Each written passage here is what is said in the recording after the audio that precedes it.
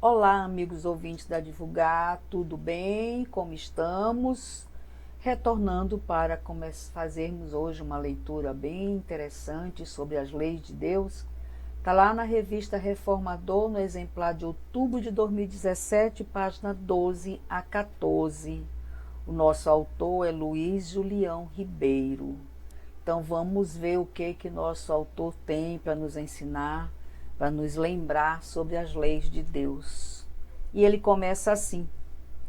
A revelação feita por Jesus está lá em Mateus capítulo 5, item 17, ao anunciar que não veio à terra para destruir a lei ou os profetas, demonstra elevadíssimo grau de seu conhecimento a respeito das leis que regem o universo, anunciando dois princípios fundamentais dessas leis, que são a imutabilidade e a eternidade.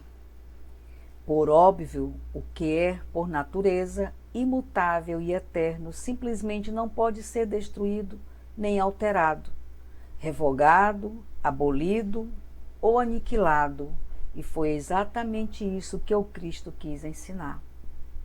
O Espiritismo chegou à Terra com a elevada missão de esclarecer mais detalhadamente os ensinamentos que Jesus apresentou em nossa feição de sementes das verdades eternas, ministrados em doses pedagógica e adequada ao degrau de desenvolvimento da humanidade daquela época.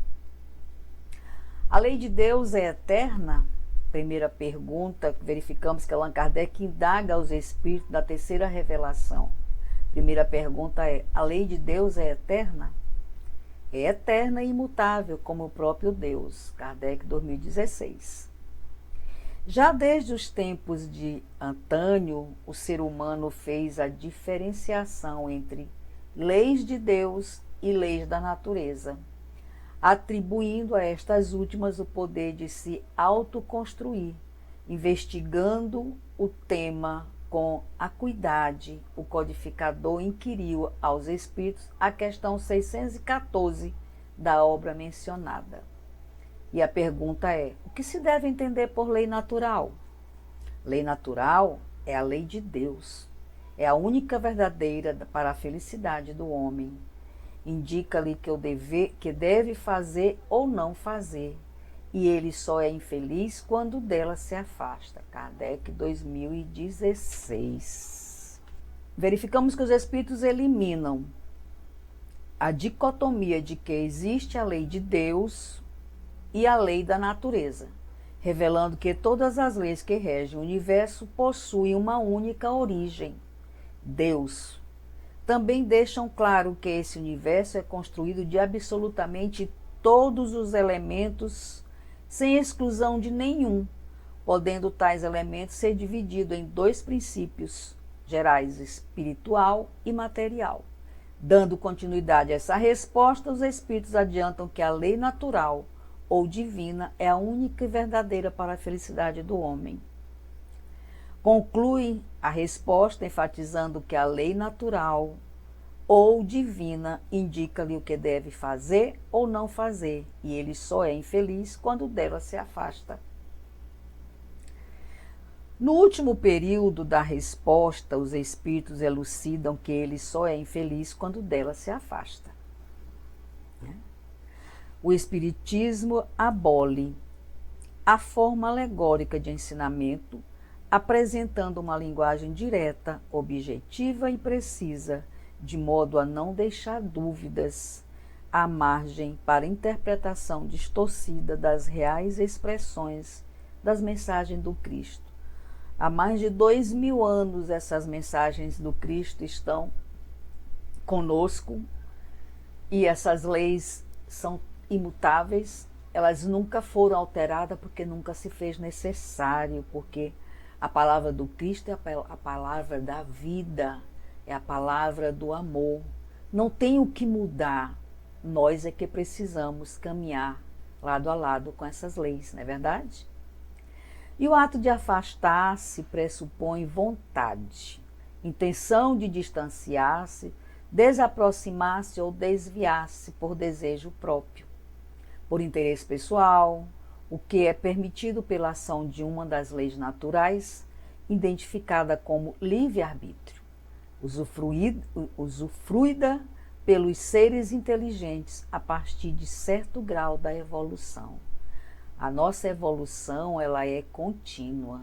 Nós somos seres inteligentes, porém ainda com baixa moral, que é isso que atrasa nessa evolução. O nosso crescimento moral ainda é bem pequenino, né? Inteligente nós somos, mas a nossa moral ainda está muito a desejar, não é verdade? Continuando, a lei de ação e reação ou causa e efeito que popularizamos como punição. Então fica esclarecido que os vícios e seus consequentes dissabores são criados pelo próprio indivíduo. Todas as vezes que ele deixa de cumprir as leis naturais ou divinas por vontade própria, afastando-se dela. É o famoso livre-arbítrio, né? Você faz o que você quer, o que você acha interessante, né? Jesus não interfere no nosso livre-arbítrio.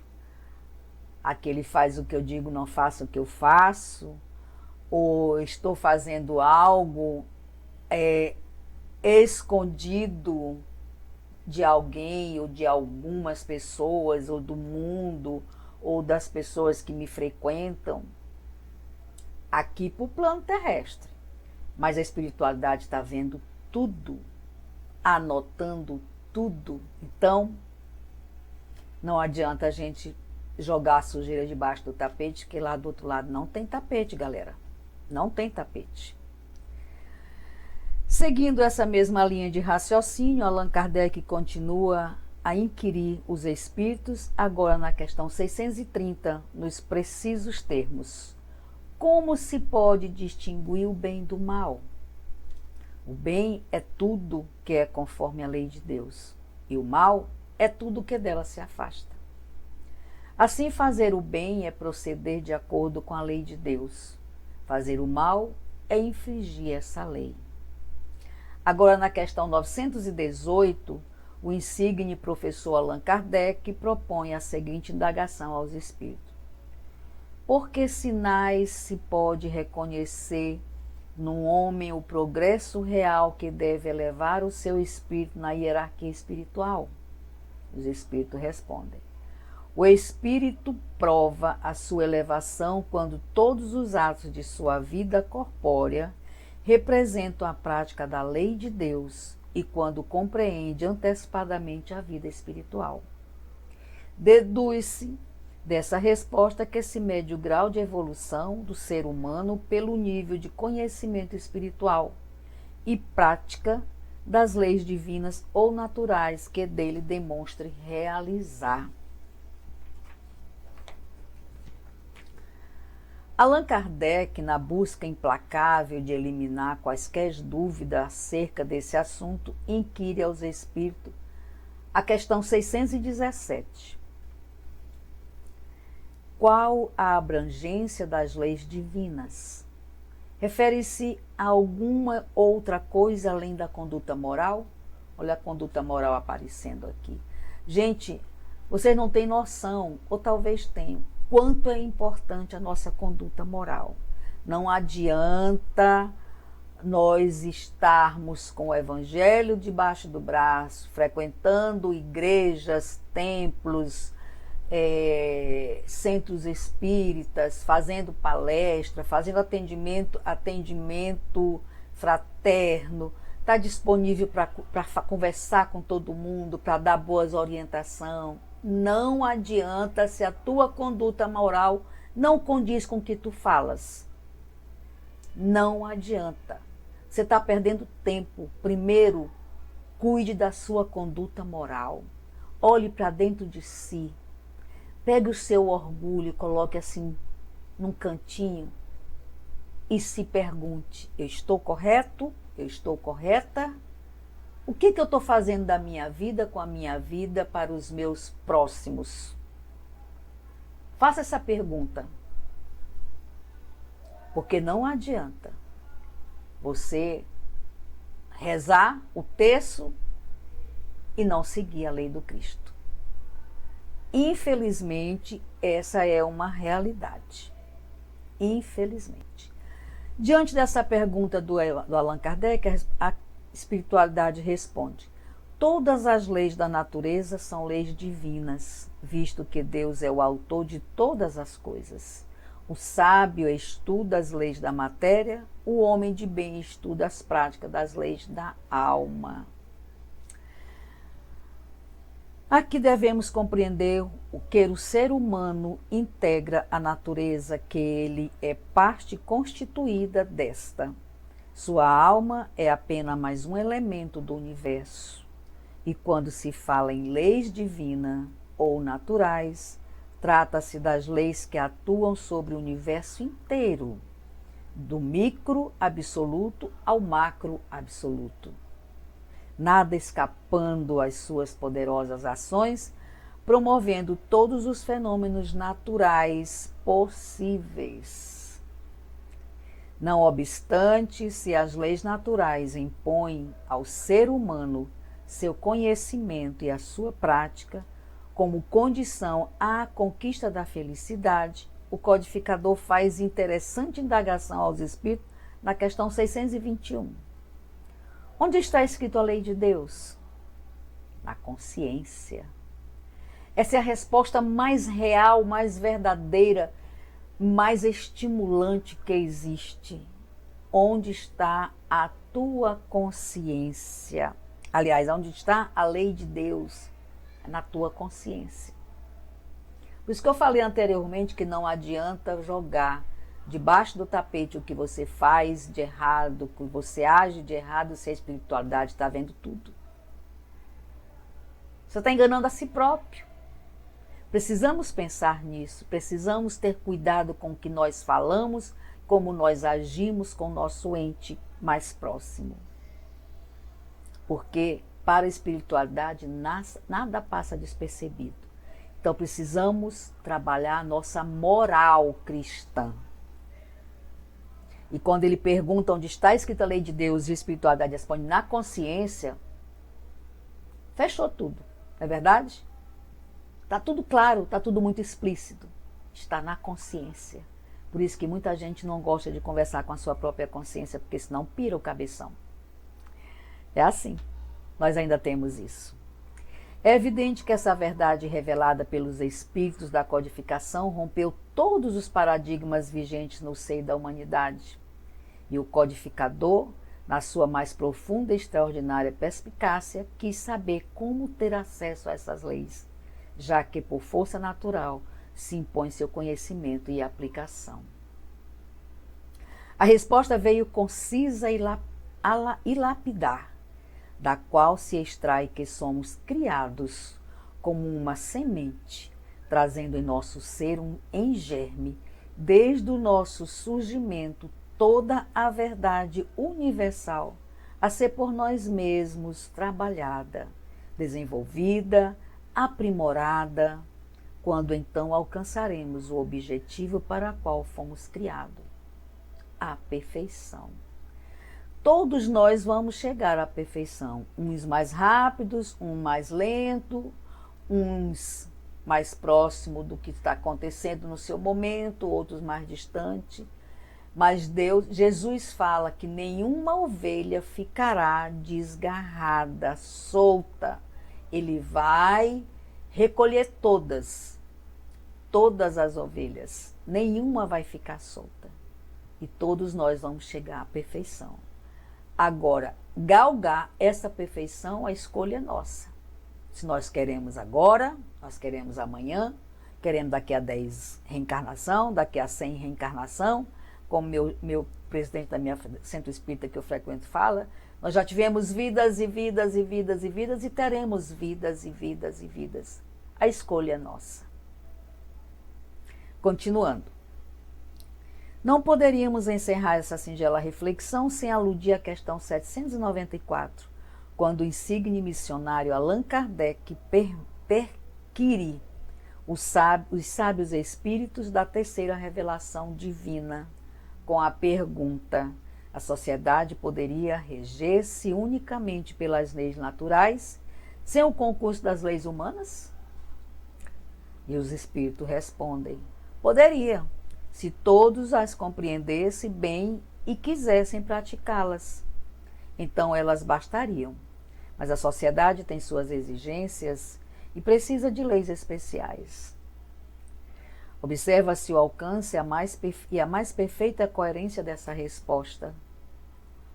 Com todo o arcabouço apresentado pelos espíritos sobre o assunto, extrai-se desse ensinamento que as leis humanas são necessárias apenas no certo período do processo evolutivo da humanidade, exatamente para reger aquele espaço de afastamento do cumprimento das leis divinas ou naturais realizada pelo próprio ser humano.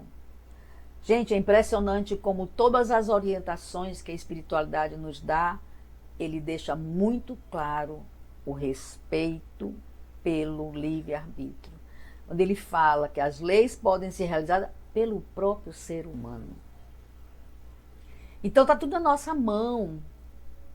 Não depende de ninguém, não depende de condição, não depende de religião, não depende de momento. Só depende de nós, da nossa consciência, do nosso coração, do que passa pelo nosso coração. Procuremos falar o que a gente pratica. Isso é muito sério.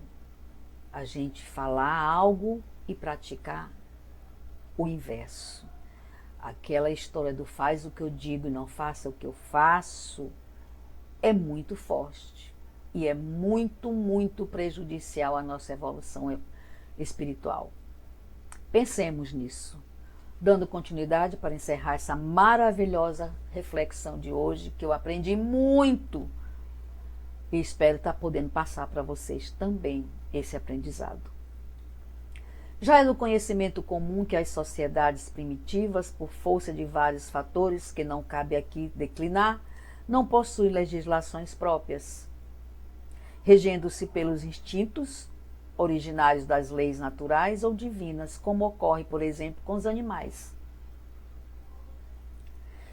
Entretanto, no que concerne ao estágio de perfeição das sociedades espirituais, em que os seres que as compõem alcançarão o auge da evolução, as legislações ditas humanas deixam de existir por se tornarem absolutamente desnecessárias. Primeiro, porque as leis divinas ou naturais estão escritas em suas consciências. Segundo, porque no estágio da perfeição que alcançaram essas leis já foram completamente desenvolvidas. E por último, porque já são plenamente praticadas. Nessa circunstância, para que leis humanas? A gente encerra essa reflexão de hoje com essa pergunta. As circunstâncias que foram colocadas ao longo dessa reflexão, as perguntas de Kardec para os espíritos, as respostas claras das leis, das questões, dos quesitos, nós fechamos com uma pergunta: para que leis humanas? E assim a gente encerra mais uma reflexão. Quero agradecer novamente a audiência. Não deixem de dar o seu like, de se inscrever no canal para que o YouTube entenda que o nosso trabalho é necessário, é interessante, né? Fiquem todos com Deus, Maria e José. Wanda Barros, para divulgar.net. Até a próxima.